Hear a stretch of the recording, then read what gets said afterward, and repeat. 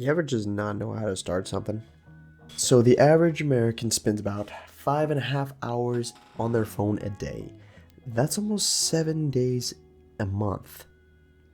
What? The average American spends about 5.5 hours on their phone a day. That is 7 days in a month or 84 days in a year. That's actually addiction, in my opinion. So if I took your phone away for 30 days, do you think your personality would change? Something about you would change?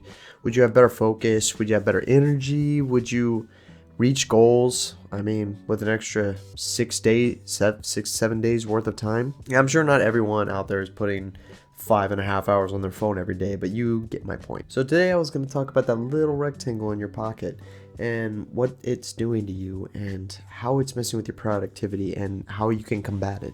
You are way too stimulated. Your brain is fried because you blast it with entertainment every 7 seconds, and now that's what it expects. You can't sit down and focus on anything. You got a little bell in your head that's going off every 10 seconds telling you need to look at something. I know I have trouble focusing, and I try to limit my social media as much as I can, but I still have that trouble. It's just something I gotta work on. But I know that it is social media and stuff that is really causing me to not have any focus. I can't sit down at all. And you know what the messed up thing is? Is that they have a team of people that is engineering this app or whatever it is you're addicted to be the most impossible to put down thing ever. And it's their full-time job to do this. They're not really trying to do anything else. They're trying to make this thing as addictive as possible for you. So you got things that they do that's like, never-ending scrolling, the autoplay feature. Notifications literally pop up in red because it's like a stimulating color that draws attention. So if you think it's your fault, yeah, it's really not. They got $1 billion system that is like designed to play against you and make you addicted to this. It's like you brought a butter knife to a war, as ChatGPT would describe it. And we tell ourselves lies that like make it okay in our heads. We tell ourselves it's only going to be a few minutes, but you know what? You can look at your screen time every day.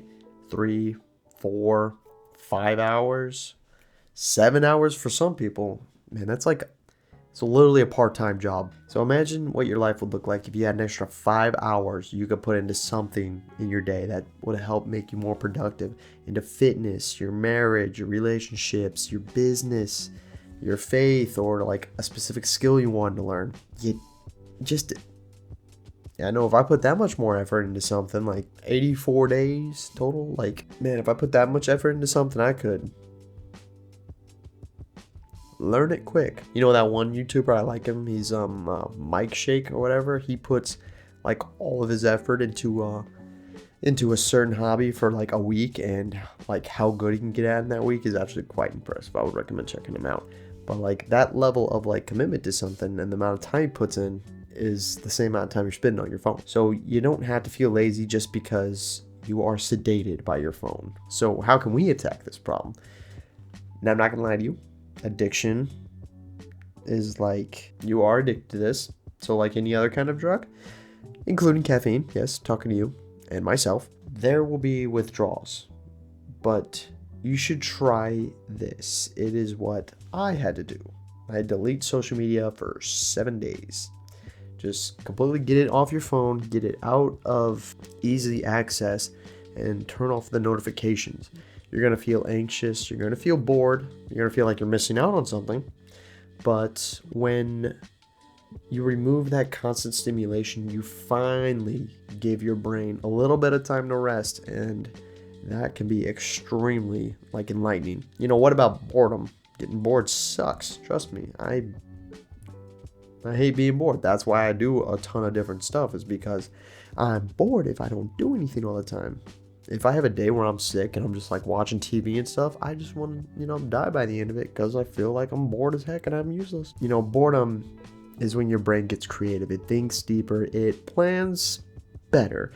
But we never get to see that side of it because we kill boredom as soon as it comes up. So we can't beat this with like willpower alone. So you know what you gotta do? You gotta make it hard for you to do the bad habit.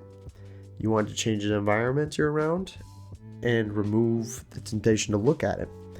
So you turn off your notifications so the noise doesn't trigger you. You delete the apps so you don't have to re-download them. What? No, you delete the apps so you have to re-download them if you want to break your streak. You leave your phone in a completely different room if you have to. Just get rid of it completely. And I know some people like to text people every day during the day.